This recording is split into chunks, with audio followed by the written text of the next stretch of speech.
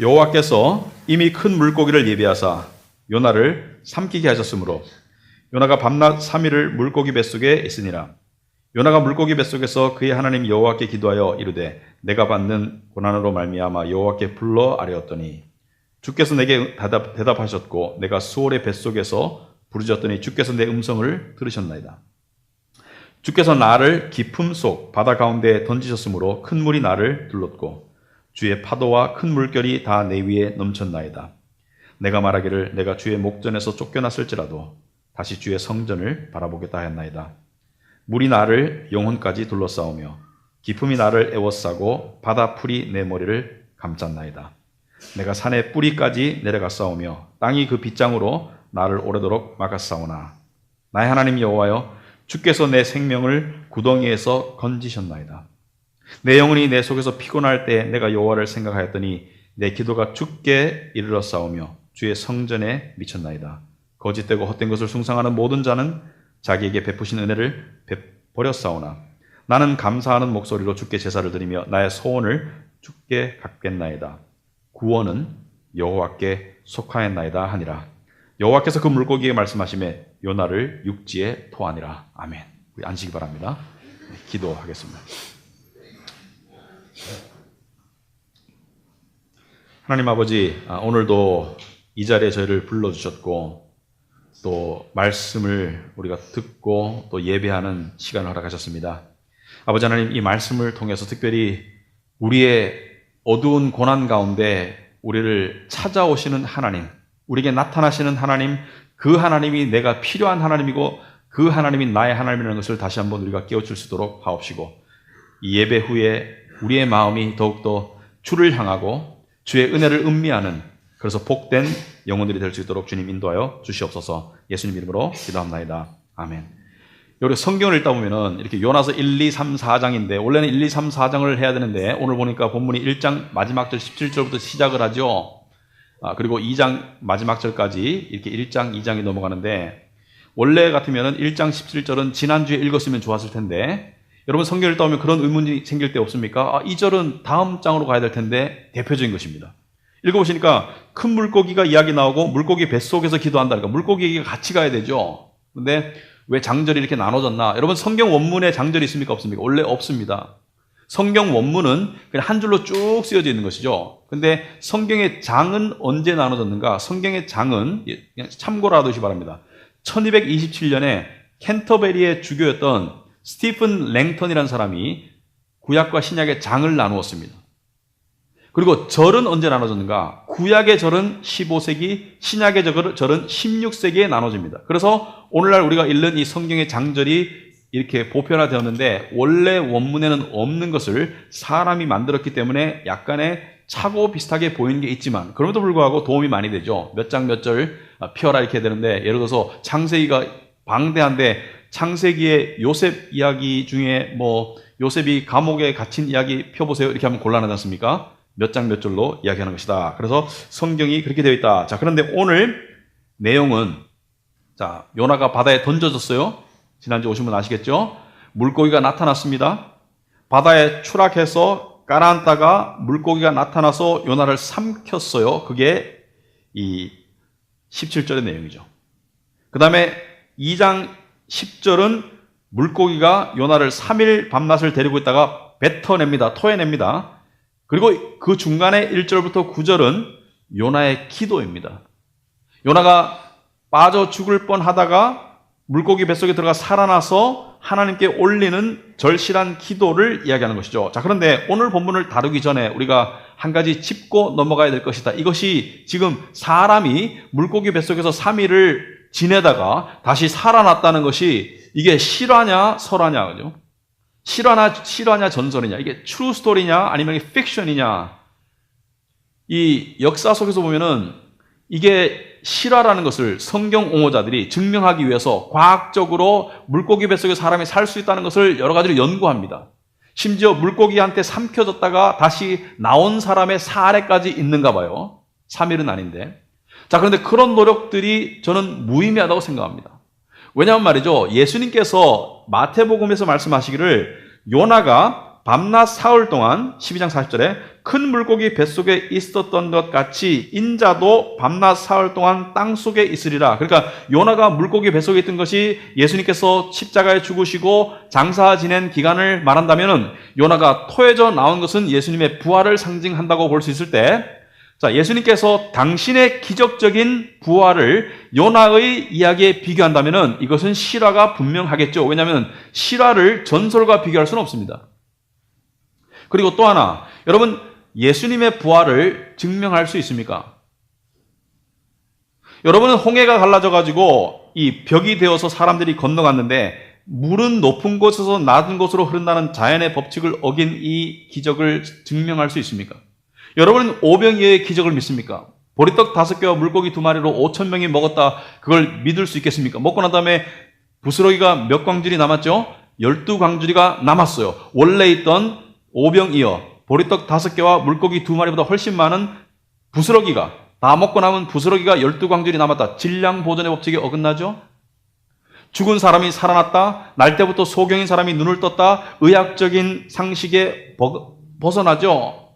그런데 우리는 이것을 안 믿으면 하나님을 믿을 수가 없어요. 그래서 이 모든 것을 증명하려는 노력 자체가 무의미하다. 그래서 때로는 과학이 필요하지만 때로는 과학이 입을 다물어야 된다. 그래서 창조과학이 필요하지만 창조과학이 신의 영역을 넘어서서 증명하려는 노력은 그것은 우매한 노력에 불과하다. 그런 지혜가 필요합니다. 우리가 그냥 겸손한 믿음의 마음으로 그냥 무릎을 꿇고 하나님이 하셨으니까, 천지를 지으신 하나님께서, 우주 만물을 무에서 유로 만드신 하나님께서 새하늘과 새 땅을 창조하실 하나님을 믿는다면 이것은 식은죽 먹기죠. 그래서 인간에게는 초자연적인 불가사이고 불가능이지만 하나님께는 상식입니다. 하나님이 하신 일은 그냥 받아들이면 되는 것이죠. 자, 여기까지 하고 우리 본문을 나가도록 하겠습니다. 자, 본문에 보시면은, 자, 요나는 바닷속에 던져집니다. 근데 던져지기 전에 요나와 던져져서 3일 동안 사경을 헤매다가 나온 요나는 다른 요나입니다. 요나는 변했어요, 3일 동안. 던져지기 전에 요나는 어떤 요나입니까? 어떤 요나냐면 자기 생각과 확신이 뚜렷한 요나였어요. 그죠? 여러분, 성경 어디에도 선지자 중에 하나님의 직접적이고 분명한 말씀과 명령을 어기고 완전히 거역하고 도망간 사람은 없었어요. 그런 선지자는 없었습니다. 요나가 유일합니다. 그러니까 하나님이 명령했을 때 그냥 주저하는 마음, 제가 할 수 있을까요? 라는 그런 표현을 한 선지자는 있지만은 알면서 그냥 완전히 정반대로 거역하고 도망간 사람은 요나가 유일한데, 어떤 성격의 사람이 있을까요? 자기 생각과 자기의 옳고 그름의 판단이 분명했던 사람이고요. 왜 도망갔을까요? 왜냐하면 내 생각이 옳았다고 생각했기 때문에. 하나님의 명령보다 내 생각이 옳았다고 생각했기 때문에. 그래서 우리는 여기서 중요한 영적인 원리를 알아야 됩니다. 여러분, 저는 하나님을 멀리하고 도망가서 세상에서 살았어요. 이렇게 말할 때 그냥 죄를 떠올리죠. 그냥 내 마음대로 살았다. 그런데 인간이 하나님으로부터 도망가는 데는 또 다른 길이 있습니다. 자기 옳음을 통해서 도망갈 수 있어요. 나는 괜찮은 사람이야. 나는 착한 사람이야. 그런 사람이 예수 못 믿습니다. 괜찮은 사람과 착한 사람이 예수님의 십자가가 왜 필요합니까? 십자가는 뭐죠? 너는 죽일 놈이야. 십자가는 너는 이렇게 죽었어야 되는데 예수님이 대신 죽었지 않습니까? 복음이. 그러니까 한마디로 말하면 너는 하나님이 죽여야 되는 죄인인데 나는 괜찮은 사람인데 예수님이 왜 필요합니까? 그래서 내가 스스로 괜찮다고 생각하는 사람은 하나님을 못 믿어요. 미국의 20세기 중반에 유명한 여류 소설가가 있습니다. 조지아주에서 태어났던 플래너리 오코너라고 있습니다. 플래너리 오코너. 이 여류 소설가가 기독교인 소설가였어요. 이 사람이 이런 대사가 있습니다. 제가 영어로 한번 읽어볼게요. The way to avoid Jesus is to avoid sin. The way to avoid Jesus is to avoid sin. 모르는 단어 없죠? avoid는 피하다. 지저스는 예수님.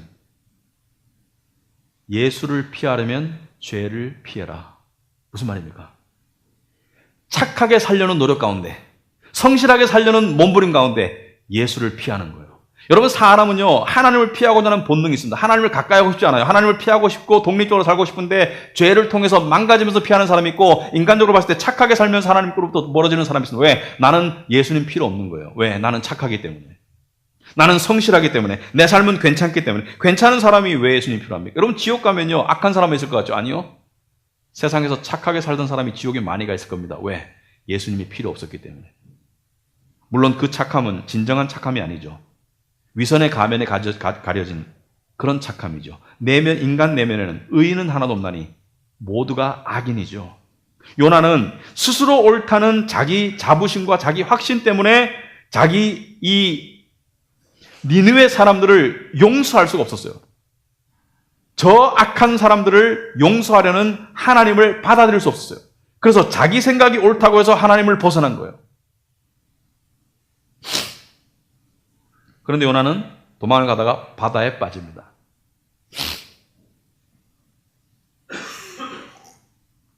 여러분, 바다는 어떤 곳이죠? 바다는 빠지면 죽는 곳이죠, 그죠? 한마디로 말해서. 바다는요, 인간을 한없이 무능하게 하고 나약하게 만드는 것이 바다입니다. 제가 말하는 바다는 해수욕장 바다 말하는 거 아니에요. 태평양 한가운데 말하는 것이지. 거기는 수영선수도 소용없어요. 제가 한 번씩 그런 얘기 합니다. 우리 교인들 많은 사람들이 알아요. 제가 은퇴하면 저는 어부가 될 것이다. 그 이유가 뭐냐?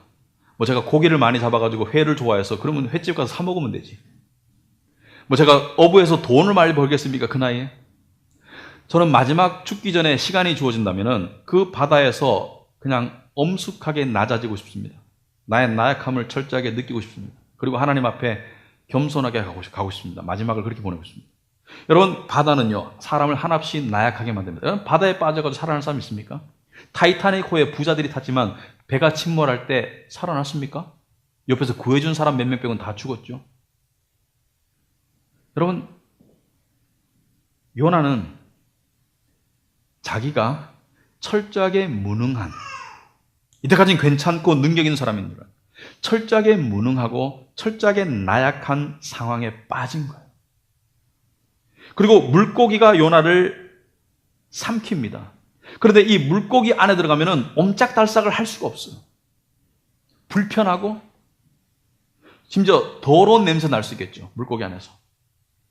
옴짝달싹 할 수가 없어요. 근데 이 물고기 안에가 요나가 살 수 있는 길인 거예요. 왜냐하면 밖에 바다는, 물고기 밖에는 죽어요. 물고기 안에만 살 수 있는 거예요. 사람이 이런 상황이 되면은요, 믿는 사람이 이런 상황이 되면은 기도가 나옵니다.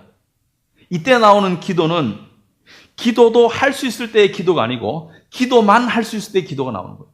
여러분, 기도도 할 수 있을 때의 기도는 선택이지만 기도만 할 수밖에 없는 그런 상황은 이건 필수입니다. 기도도 할 수 있을 때는 종교적 액세서리가 될 수 있지만 기도만 할 수 있을 때는 이것은 나의 모든 것을 쏟아붓는 것이죠. 그게 요나의 기도입니다. 이거 여러분 절박한 상황을 이해를 해야 돼요. 근데 요나의 기도의 순서가 이렇게 됩니다.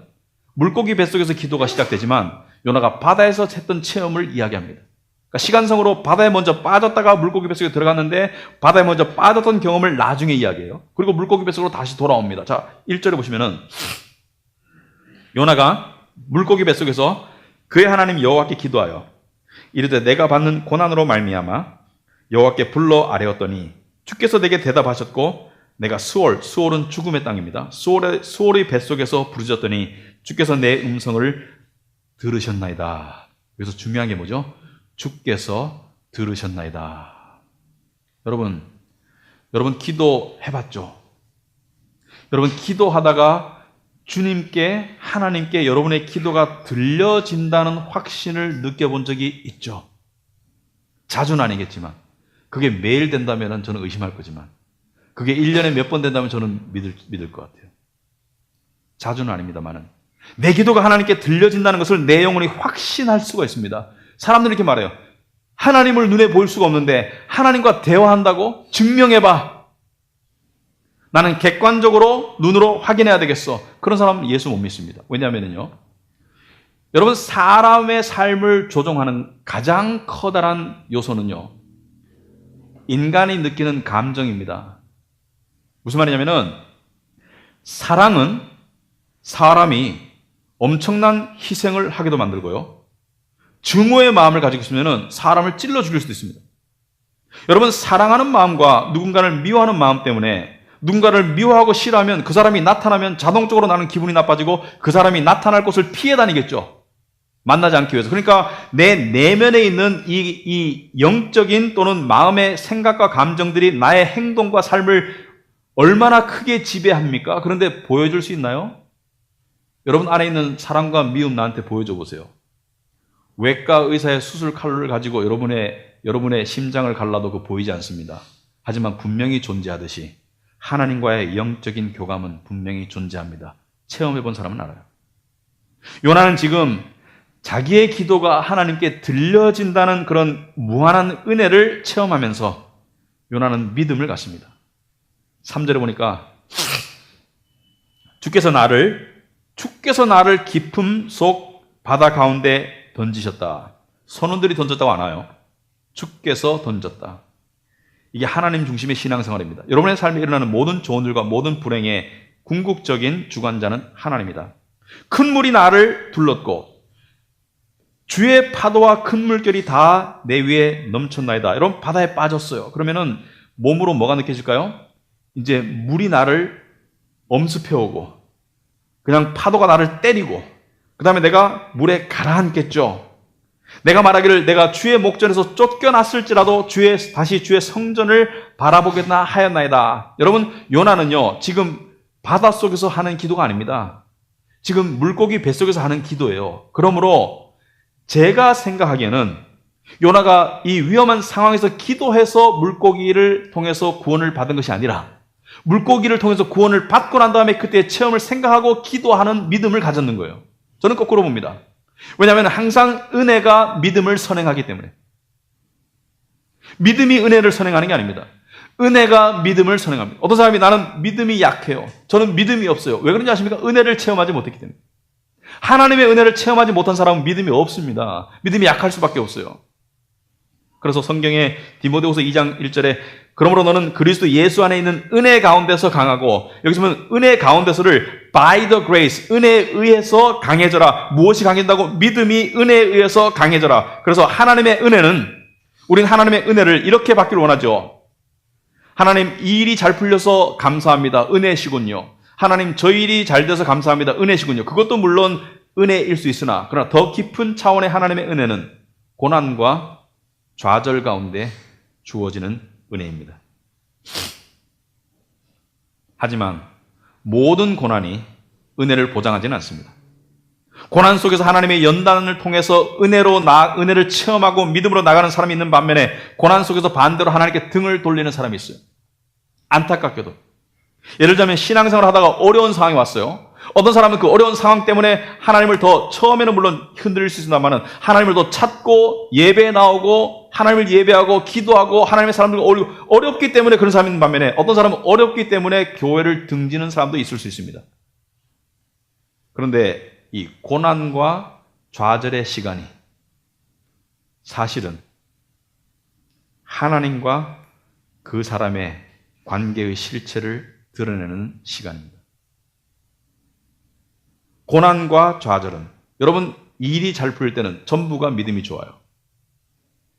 그러나 고난과 좌절을 통해서 하나님과 그 사람의 관계의 실체가 작용하고 드러나게 되어 있습니다. 요나는 이 절박한 상황 가운데 하나님의 은혜를 체험했고 그 은혜가 믿음으로 하나님의 성전을 삼아도록 만들었어요. 이 성전은 하나님과 요나가 만나는 만남의 장소이죠. 우리 몸이 성전이다. 왜 그랬습니까? 우리가 하나님과 만나는 만남의 장소가 이 공예배이기도 하지만 내 내면의 성전이기 때문에 성령이 거하시는 성전이기 때문에 자 그렇다면 요나는 그 짧은 시간 동안 바다에 던져져서 물고기가 요나를 삼켜서 살려내기까지 그 짧은 시간, 그냥 인간의 이 보편적인 기준으로 한다면 1분이 안 될 수 있습니다. 그 짧은 시간에 요나는 어떤 체험을 했는가? 우선 요나가 바다에 던져졌을 때, 이제 나는 죽었구나. 이제 나는 죽었구나. 당연합니다. 그때 하나님이 나를 살려주시겠지 이런 생각 못 합니다. 이제 나는 죽었구나.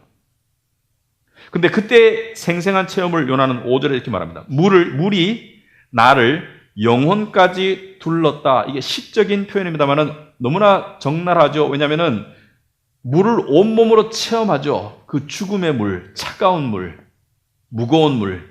깊은 물, 그리고 내 생명을 앗아갈 물, 그것을 영원히 느끼는 거죠. 왜?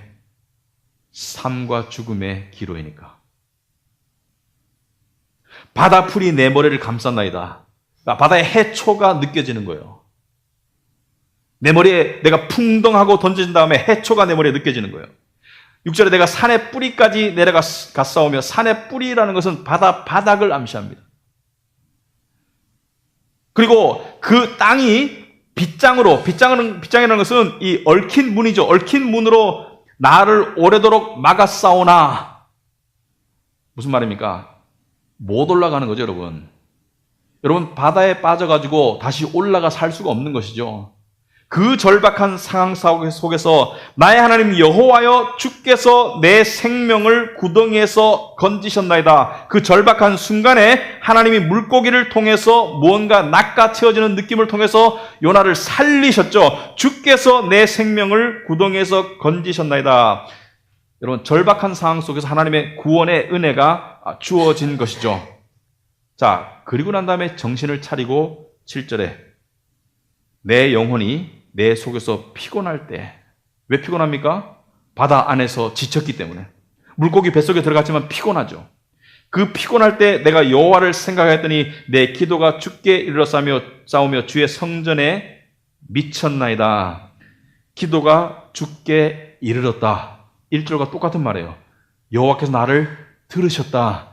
기도가 주께 이르렀다. 이런 확신은 정말로 느끼면 정말입니다. 내가 느끼면 정말입니다. 그런데요, 참 8절이 어울리지 않는 절인 것 같습니다. 얼핏 보기에. 왜냐하면 지금 극적인 생명의 구원을 받았는데 우리가 생각할 때는 가장 처음 나올 말이 이거 같죠. 주 여호와는 광대하시도다. 그가 나를 건지셨네. 그가 사망의 물에서 나를 보호하시고 나를 지키시고 나를 구해내셨네. 할렐루야 아멘. 이게 나와야 될 것 같은데, 이상하게도 8절을 보니까 거짓되고 헛된 것을 숭상하는 모든 자는 자기에게 베푸신 은혜를 버렸사오나. 여러분, 인간이 하나님의 은혜를 만나면 가장 먼저 나오는 반응은 회개입니다. 찬양에 앞서서 회개입니다. 이때까지 내가 살아온 삶을 보니까, 사람들의 삶을 보니까 거짓되고 헛된 것, 우상을 말하죠. 우상을 숭상하는 모든 자에게는 베푸신 은혜는 누가 베푸는 거예요? 하나님의 베푸신 은혜를 버렸사오나. 이게 무슨 뜻입니까? 그러니까 우상을 숭배하는, 세상의 것들을 숭배하는 모든 사람들은 하나님이 주시는 은혜를 받을 수가 없다는 것을 말하는 것이고요. 이것은 하나님께서 당신의 백성들에게 은혜를 베푸시려고 하더라도 내가 세상의 우상과 가면을 의지하고 그 뒤에 숨어버리면, 내 영혼이 그 뒤에 숨어버리면 하나님의 은혜를 맛볼 수 없다는 것을 이야기합니다. 인간의 영혼에게 가장 필요한 것이 하나님의 은혜인데, 믿는 사람들이 하나님께서 주시는 그 은혜를 가장 강하게 막는 것은 옆에 있는 친구도 아니고, 내 가족도 아니고, 저 나쁜 사람도 아니고, 내 힘든 직장도 아니고, 내 어려운 삶도 아니고, 바로 나라는 거야, 나. 내가 섬기는 우상, 돈, 명예, 성공, 그런 것들을 통해서 우리는 하나님의 은혜를 막고 있습니다. 그러면 이게 무슨 뜻이냐? 왜 우리는 우상을 추구하는가? 여러분, 인간의 내면에는 어떤 빈자리가 있습니다. 그 빈자리가 채워지지 않으면 허무하고 허전하고 불안해요. 인간의 내면에는, 우리 모두의 내면에는 빈자리가 있습니다. 허무하고 허전하고 불안해요. 그래서 우리는 매일매일의 삶 가운데 그 허무와 허전과 불안을 채우기 위해서 세상적인 돈이나 쾌락이나 명예나 성공이나 하여튼 뭔가에 집착하고 추구합니다. 또 그러한 내면의 공허함을 잊기 위해서 게임에 몰두하기도 하죠. 도박에 빠지기도 합니다. 성적인 타락에 빠지기도 하고요. 아까 말했던 플래너리 오코너가 이런 말을 했습니다. 이 여자 소설가가, 나는 나 자체로는 만족을 이루지 못한다. 내 느낌에는 마치 하나님이 내 안에 빈 공간을 만드시고 그것을 무언가 훌륭한 것들로 채워 넣으라고 하시는 것 같다. 그런데 그 훌륭하다는 단어가 나를 두렵게 만든다. 왜냐하면 내가 채워 넣으려는 것들이 사실 훌륭함과는 거리가 먼 것들이기에 나는 아마도 나의 남은 인생을 헛된 희망을 추구하느라 애타는 노력만 하다가 갈 것 같다. 그 헛된 희망이 뭐죠? 채워질 수 있을 것이라는 헛된 희망만 추구하다가 애타는 노력만 하다가 갈 것 같다. 예전 일찍 갔습니다. 왜냐하면 이게 18살 때 한 말이에요. 여러분, 사람이 너무 어려서 인생의 깊은 실체를 아는 사람은 대충 일찍 갑니다. 오래 못 살아요. 그리고 이 요나는 하나님께 구원받고 가장 처음 깨달은 회개가 내가 추구하는 우상들이, 내가 추구하는 종교적 의, 내가 추구하는 우리 나라, 나쁜 것은 아니죠. 내가 추구하는 그런 우상들이 하나님의 은혜를 가로막고 있었구나. 내 생각이 너무 강했구나. 내 집착이 너무 강했구나. 나는 이때까지 하나님 아닌 다른 것을 절대시하고 추구하고 살았구나. 그리고 그것으로 나를 포장하려고 했었구나. 그런데 이때 요나는 회개와 동시에 무엇이 정말 중요한지를 깨달았어요. 그것이 무엇입니까? 여러분, 요나가 물고기 뱃속에서 뱉어지기 전에 하나님께서 가장 듣고 싶어 하셨던 말이 이것입니다. 고백이 이것입니다. 그 9절 후반부예요. 구원은 여호와께 속하였나이다. 구원은 여호와께 속하였나이다. 여기서 말하는 구원은 그냥 살아나는 구원만을 말하는 것이 아니라 모든 구원, 내 인생의 구원, 내 인생의 의미의 구원, 내 인생의 불안에 대한 구원, 내 인생의 허무에 대한 구원, 모든 구원은 하나님께로부터 나온다는 것을 고백한 것이죠. 여러분, 요나는 선지자였습니다. 선지자가 이거 몰랐습니까? 이게 무슨 대단한 진리입니까? 아니, 홍해에서 구원해준 분은 여호와 하나님 아닙니까? 가나안 땅에서 모든 사람들의 민족들의 침공을 이기게 해주고 구원해준 분 여호와 하나님 아닙니까? 그러니까 구원은 여호와께로 나온다는 것을 이 사람이 알았어요. 당연히 머리로. 근데 개인적으로, 체험적으로 지금 깨달은 거예요. 여러분, 이걸 깨닫는 데는 고난이 필수약입니다. 욥, 대표적인 고난의 인물 욥. 욥은 똑같은 것을 깨닫고 이렇게 표현했습니다. 욥기 42장 5절에 보시면은 내가 주께 대하여 귀로 듣기만 하였사오나 이제는 눈으로 주를 배움나이다. 주께 대하여 귀로 듣기만 하였사오나 귀동냥만 했는데 이제 눈으로 주를 본다는 거예요. 이제는 그 실체가 깨달아졌다. 그 실체가 보인다는 것을 말하는 것이죠. 어떻게? 고난을 통해서 낮아진 마음, 고난을 통해서 열린 영혼을 통해서 그걸 깨달았다는 거예요. 그 요나는 절박한 생사의 기로에서 그 불편한 물고기 속에서 깨달은 겁니다. 그러니까 요나를 육지로 토해냈어요. 어디쯤일까요? 팔레스타인 육지일 겁니다. 왜? 다시 니느웨로 가야 되니까. 여러분, 아무리 발버둥 쳐봤자 하나님은 원래 있어야 될 자리로 여러분을 되돌릴 겁니다. 여러분이 가야 될 자리, 여러분이 가야 될 길, 하나님이 정하도록 하세요. 아니면 돌아가게 됩니다. 자, 여기서 마쳐도 설교가 끝날 수 있습니다만은 그러지 않을 겁니다.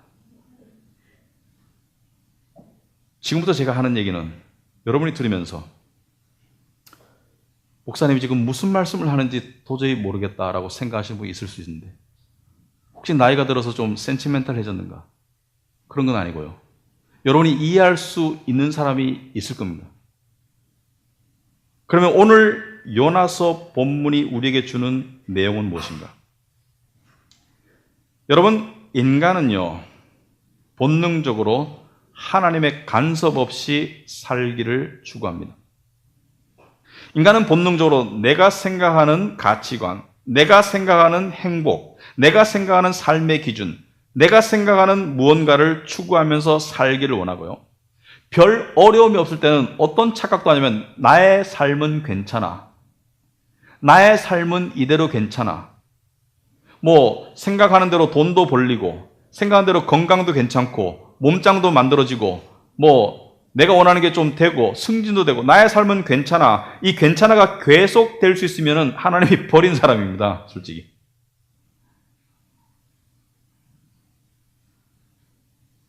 왜냐하면 십자가의 복음을 알려면 내가 안 괜찮다는 것을 먼저 깨달아야 하거든요. 내가 이대로 안 괜찮다는 걸 깨달아야 돼요. 그래서 하나님께서 어떻게 합니까? 바다에 던져요. 물고기 뱃속에 삼키게 합니다. 그러니까 너무 고통스럽고 고난스럽고 옴짝달싹할 수 없는 상황 속에 하나님이 집어넣는데 100이면 100. 이 바다와 물고기 속 같은 어떤 경제적 어려움, 사람마다 알겠죠? 건강의 적신호 또는 관계의 아픔과 배신 또는 실패와 좌절 이런 것을 통해서 바다에 던져줄 때 100이면 100 이렇게 말합니다. 내가 바다에 빠질 줄이야. 그죠? 어느 누구도 내가 바다에 빠질 줄 알았어. 내가 물고기 안에 들어갈 줄 알았어. 이렇게 말하는 사람 아무도 없어요. 나에게 이런 일이 생길 줄이야. 대부분 다 그렇게 말하죠. 100이면 100 다 그렇게 말해요. 왜? 평소에 나는 이런 대접 받을 이유가 없다고 생각하는 교만 속에 살았기 때문에. 다른 사람에게는 일어나도 되는 불행이 나에게는 안 일어날 것이라는 착각 속에 살았기 때문에. 그래서 바다에 빠지고 물고기 뱃속에 갇힙니다. 그리고 시간이 지나면 어떤 현상이 일어납니까? 내 영혼이 세상 사람들은 그것을 고통이라고 말합니다. 세상 사람들은 그것을 불행이라고 말해요. 세상 사람들은 그것을 향해서 쯧쯧쯧 가엾게 여기지만 이상하게도 내 안에서 내 영혼이 깨어나기 시작합니다. 제가 이것을 말씀드리고 싶어요. 16세기의 기독교 시인이 이렇게 말했습니다. 영혼의 어두운 밤, Dark Night of the Soul. 영혼의 어두운 밤. 여러분, 영혼의 어두운 밤이 뭐죠? 여러분, 진흙 같은 어두운 밤은 갑자기 오나요? 태양이 떴다 갑자기 진흙 같은 어둠이 오나요? 안 그렇죠. 진흙 같은 어두움은 땅거미가 지고 빛이 점점 사라지고 그 다음에 어두움이 짙어지다가 아무것도 안 보이는 것을 칠흑 같은 어둠이라고 한다면, 여러분, 욥에게 고난이 닥쳤을 때 욥의 영혼의 어두운 밤은 1장, 2장에서 오지 않았습니다. 욥은 처음에 고난을 당하고도 당당하게 그리고 겸손하게 주신 분도 하나님이시니까 가져가시는 분도 하나님이시죠. 하나님 마음대로 하옵소서. 욥은 믿음의 고백을 하지만 그 상황이, 그 사태가 자기 안에 들어와서 자기의 영혼을 어두운 밤에 가둘 때까지 시간이 걸렸죠. 그러므로 영혼의 어두운 밤은 아주 진흙 같은 어두운 밤이고요. 고난과 불행의 절망의 시간이 얼마쯤 지나고 난 다음에 시작되는 영혼의 상태입니다. 이때 특징이 어떠냐? 이때 특징이 이런 것입니다. 첫째, 세상 일들에 대한 관심이 급격히 줄어듭니다. 심지어 이전에 그렇게 매달렸던 일들이 우습게 보여요. 이게 그렇게 중요한 일이었어? 바깥 세상을 향한 신경이 점점 무뎌집니다. 그러니까 그런 사람은 일상적인 어떤 삶이나 대화가 좀 힘들 수도 있습니다. 심각하게 진행되면. 그런데 하나님이 함께 하시는 영혼의 어두운 밤에 있는 사람은 상대적으로 내적 영혼의 신경이 살아납니다. 이게 중요한 거예요.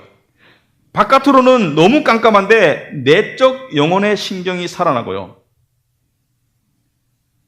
이전에는 현실에 대한 바쁨과 욕심과 두려움과 스트레스 때문에 갇혀있던 영혼이 그 실체를 드러내는데, 이때 내가 내 영혼을 바라보게 됩니다.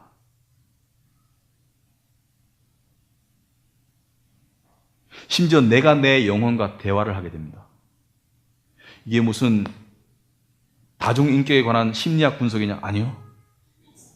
저는 여러분에게 심리학 가르칠 생각은 없습니다. 시편 42편 5절, 시편 42편 11절, 시편 43편 5절 똑같이 반응되는 말씀이 이것입니다. 내 영혼아, 내가 어찌하여 낙심하며 어찌하여 내 속에서 불안해하는가? 내 영혼아, 네가 어찌하여 낙심하며 어찌하여 내 속에서 불안해하는가? 지금 누가 누구에게 말하는 거예요? 자기 인식이 자기 영혼과 대화하는 거예요. 그죠? 나의 인식이 나의 영혼과 대화하는 것이요. 나의 영혼과 대화한다는 것은 무엇을 말합니까? 나의 영혼의 실체와 나의 영혼의 상태를 안 거죠. 어째 낙심하며 어째 불안해하는가? 영혼의 자가 진단이 된 것이죠. 이것은 여러분, 자기가 고난의 어두운 밤에 발견하는 영혼은 대충 이런 영혼의 모습입니다. 한없이 나약하고 상처받기 쉬운 그런 어린아이와 같은 영혼입니다. 어느 누구도 상처받지 않고 강한 영혼은 없습니다. 인간의 영혼은 다 나약하고 민감하고 상처받기 쉬워요. 그 영혼이 상처받지 않기 위해서 그토록 노력하며 살았던 거예요. 세상의 성공이나 세상의 것들로 나를 감추고 포장하며 살았던 거예요. 간혹 그 음성이 들렸지만 무시했었죠. 간혹 그 영혼이 내가 필요한 건 이게 아니야. 내가 필요한 건 이게 아니야. 왜 자꾸 내가 필요하지 않은 것들로 내 공간을 채우려고 해. 이렇게 절규했지만 무시했었죠. 그런데 영혼의 어두운 밤에 갇히고 보니까 옴짝달싹 할 수 없으니까 그 영혼의 실체를 보기 불편했던, 보기 힘들었던, 외면했던 그 실체가 보이는 것이죠. 그때 이런 고백이 나옵니다. 이게 나였어. 이게 나였어. 근데 사실 이때가 상당히 위험한 때입니다. 인간적으로. 많은 사람들이 영혼의 어두운 밤 가운데 자기 연민에 빠집니다. 많은 사람들이 삶의 의욕을 상실하고요. 당연히 많은 사람들이 우울감에 빠집니다. 심지어 자살 충동을 느낍니다. 하지만 이 영혼의 어두운 밤 속에서 우리가 느끼는 그 갈망, 그 두려움, 그리고 채워지지 않은 고독감 다 연결된 거죠. 내 영혼이 절실히 필요한 것이 채워지지 않았기 때문에 불안하고 두렵고 고독한 것이죠. 근데 세상은 이렇게 말합니다. 형이 하학적인 돈이 아니라면 형이 상학적인 사랑, 고귀한 사랑을 추구해봐. 사랑은 우리의 영혼을 살릴 수 있어. 결론적으로 말하자면 개떡 같은 소리입니다. 인간의 사랑은 절대로 우리의 영혼을 만족시키지 못합니다. 만약 여전히 그런 착각 속에 있다면 저는 조용필 프로모션 팀은 아니지만 킬리만자로의 표범을 한번 들어보시기 바랍니다. 살아가는 일이 허전하고 등이 시릴 때 그것을 위안해줄 아무것도 없는 보잘것없는 세상을, 그런 세상을 새삼스레 아름답게 보이게 하는 건 사랑 때문이라고. 이게 평소문이 아니고 의문문인 거예요. 사랑 때문이라고? 사랑이 사람을 얼마나 고독하게 만드는지 모르고 하는 소리지, 사랑만큼 고독해진다는 걸 모르고 하는 소리지. 사랑이 왜 고독합니까, 여러분? 사랑이 왜 고독합니까? 사랑은요, 내 영혼의 만족의 통로를 발견했다고 느끼고 영혼을 활짝 열었는데 만족이 안 되는 거예요. 한 인간을 향해서 내 영혼을 열었는데 만족이 안 되는 거예요. 가장 불가능한 일은 한 인간이 한 인간의 영혼을 진정으로 만족시키는 것이고, 세상에서 가장 부담스러운 일은 자기 영혼을 만족시켜달라는 사람입니다. 왜? 불가능한 것을 서로 요구하기 때문에. 안 돼요. 그런데 이 모든 것 속에서 영혼의 어두운 밤 가운데 내가 하나님을 찾게 되었어요. 교회를 나가게 되었어요. 성경을 보게 되었어요. 기도하게 되었어요. 그러면서 깨닫는 게 무엇입니까? 하나님이 내가 필요한 거예요. 하나님이 내 영혼에 필요한 거예요. 구원은 하나님께로부터 나오는구나. 하나님이었어. 내가 이때까지 추구하던 다른 모든 것은 아니었어. 내가 추구하던 모든 우상들, 내가 쓰려던 모든 가면들, 그게 아니고 내 영혼이 정말 필요한 것은 하나님이었어. 그리고 비로소 그 영혼이 하나님을 맛보기 시작하면 그 영혼의 어두운 밤이 하나님이 허락하신 위장된 고통이었다는 것을 깨닫게 되죠. 그래서 대부분의 경우 은혜는 고통의 모습으로 다가옵니다. 안 그렇습니까, 여러분? 이게 기독교죠. 오스왈드 체인버스가 이렇게 말했습니다. 믿는 자의 삶의 상황은 하나님께서 정하시는 것이다. 그러므로 믿는 자의 삶에는 절대로 우연이 있을 수 없다. 하나님은 당신의 섭리를 통해서 당신이 전혀 이해할 수 없는 상황 가운데로 데려가신다. 하지만 하나님은 이것을 다 아시고 계신다. 하나님은 당신 안에 있는 성령을 통하여 어떤 분명한 목적을 이루시기 위해서 당신을 어떤 장소나 어떤 사람들 가운데로, 또 어떤 특정한 상황 가운데로 데려가신다. 이럴 때 절대로 스스로 나서서 내가 내 자신의 운명을 개척할 것이다, 내가 내 상황을 자세히 살피고 분석해서 나를 보호하고 지킬 것이다 라고 말하지 말아라. 모든 상황은 하나님의 손안에 있는 것이기에 놀라지도 말고 발버둥 치지도 말아라. 무엇을 말합니까? 세상적인 모든 몸부림을 내려놓고, 마치 물고기 속에서 옴딱달짝 할 수 없던 요나처럼 발버둥 친다고 될 일이 있습니까?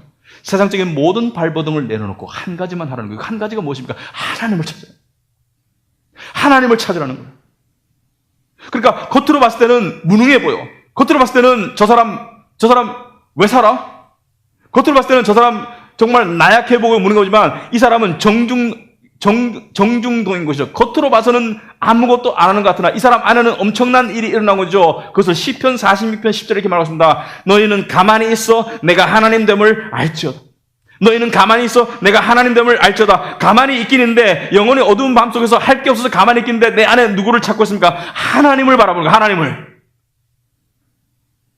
바로 이 순간 우리는 획기적인 깨달음을 얻을 수 있습니다. 그 획기적인 깨달음이 뭐냐? 하나님의 은혜에 대한 차원 높은 깨달음을 얻을 수 있습니다. 이때까지는 하나님의 은혜가 하나님께서 나에게 주시는 그 무엇이라고 생각했습니다. 이때까지는 하나님께서 나에게 주는 그 무엇, 구원, 양자됨, 칭의, 천국, 선물, 직장, 이때까지는 무엇인 줄 알았는데, 이 영혼의 어두운 밤에서 하나님을 진짜로 만나면 은혜의 핵심은 하나님이 우리에게 주는 그 무엇이 아니라 바로 하나님과 나와의 교감이라는 것을.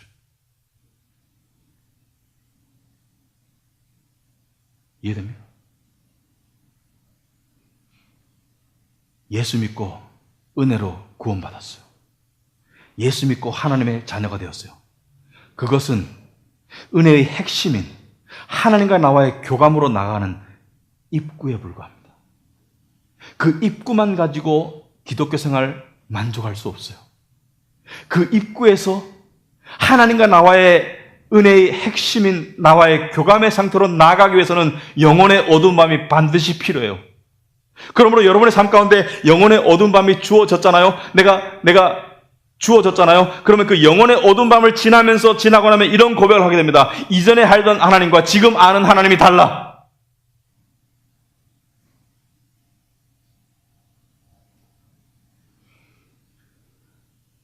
그런데요, 영혼의 어두운 밤의 시간이 있을 때 사탄은 여러분을 가만두지 않습니다. 다시 세상의 염려와 세상의 분노와 세상의 우울로 그런 것들을 통해서 여러분을 다시 세상으로 끄집어내려고 해요. 여러분이 세상으로 끄집어내지면 여러분의 영혼은 다칩니다. 그래서 예수님께서 뭐라 했습니까? 기도하려거든 골방에 들어가라. 골방은요, 진짜 골방이 아니라 골방은요, 여러분의 영혼이 하나님을 향해서 열릴 수 있는 하나님과 여러분의 공간이 골방입니다. 그게 집의 골방일 수도 있고 사람마다 다를 수 있겠지만 우리 영혼은 세상의 분주함 가운데, 세상의 두려움 가운데 열리지 않습니다. 왜? 다칠까 봐. 골방은 뭐예요? 열려도 괜찮은 곳입니다. 내가 하나님을 향해서 나의 진짜를 보여줄 수 있는 곳이에요. 그런데 그때 하나님의 은혜를 체험하게 되는 것입니다. 그래서 예수님께서 골방을 찾으라. 여러분, 골방을 찾으면 어떤 일이 일어납니까? 골방을 찾으면 두 가지 일어납니다. 골방을 찾으면요, 이런 깨달음이 주어집니다. 하나님이 나를 사랑하신다. 그런데 그 사랑은 항상 짝사랑이었어.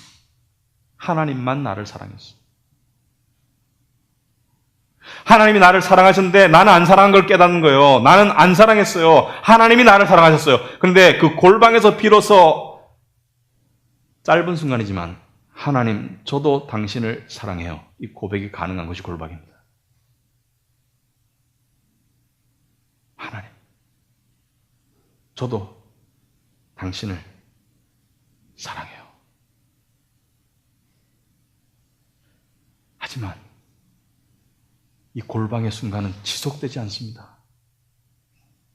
요나가 물고기 뱃속에서 뱉어져 나와서 일상을 살아가듯이 우린 또 일상을 살아갑니다. 또 영혼이 닫혀요. 그럼 또 영혼이 열려야 돼요. 그래서 고난과 고통은 주기적으로 주어지는 것입니다. 왜? 우리의 영혼이 하나님을 또 찾게 만들게 하기 위해서. 그것 없이 찾을 수 있는 사람에게는 고난과 고통이 안 주어집니다. 이론적으로. 왜? 하나님이 이유 없이 괴롭힐 이유가 없으니까. 그리고 영혼의 어두운 밤을 통해서 하나님을 만난 사람은 더 이상 세상에서 강한 척, 가진 척, 잘난 척 하지 않습니다. 왜냐하면 강한 척, 가진 척, 잘난 척 하는 것이 얼마나 자기의 영혼에게 해로운 것이라는 것을 깨달았기 때문에. 약한 것, 못난 것, 나약함을 받아들일 줄 아는 것이 진짜 강한 사람입니다. 내가 그리스도를 위하여 약한 것들과 능력과 궁핍과 핍박과 곤란을 기뻐하노니 이는 내가 약할 그때 곧 강함이니라. 이런 영혼은요, 이런 고백이 가능합니다. 하나님 경제적으로 가난하게 하셔서 감사합니다. 이걸 통해서 내가 하찮은 돈은 잃었지만 훨씬 더 소중한 것을 깨닫게 하심을 감사합니다. 하나님 나에게 아픔을 주심을 감사합니다. 그 아픔 때문에 내가 그 아픔을 감싸느라고 힘들었지만 그 아픔을 감싸는 조개의 노력으로 진주를 만들 수 있어서 감사합니다. 여러분, 이게 하나님 사랑의 진수인 거예요. 그리고 마지막으로 여러분이 영혼의 어두운 밤을 지나갈 때 기억해야 될 한 분이 있습니다. 예수 그리스도의 어두운 밤. 예수 그리스도의 영혼의 어두운 밤을 기억하시기 바랍니다. 여러분, 예수님의 영혼의 어두운 밤은 언제 이루어졌나요? 십자가에서? 아니요. 예수님의 영혼의 어둠의 그림자가 끼기 시작한 것은 겟세마네 동산입니다. 아버지, 이 잔을 내게서 옮겨 주옵소서. 감당하기 힘든 고통의 어두운 밤을 맞이하는 주님의 인간적인 모습이죠. 하지만 내 뜻대로 마옵시고 아버지 뜻대로 하옵소서. 그 영혼의 어두운 밤이 없었더라면 우리에게 구원은 없었습니다. 그 예수님의 영혼의 어두운 밤이 없었으면 부활의 영광의 그런 광채가 있을 수 없었습니다. 예수님께서 그 영혼의 어두운 밤을 지나가셨기 때문에 우린 도저히 상상할 수 없고 우리의 영혼의 밤으로는 도저히 채울 수 없는 그 깊은 경지의 영혼의 어두운 밤을 지나가셨기 때문에 우리에게는 영광의 은혜가 주어진 것이죠. 여러분, 나비 중에서도 휘황찬란한 날개를 가진 나비, 그 나비가 멋지게 하늘을 날기 전에는 땅속에 애벌레였던 거 아시죠? 징그러운 애벌레, 답답한 땅속에 있던 애벌레.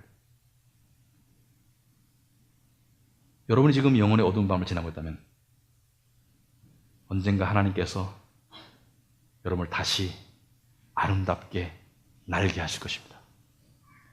훨씬 더 강한 날개로, 그리고 똑바른 방향으로 날게 할 줄 믿습니다. 기도하겠습니다.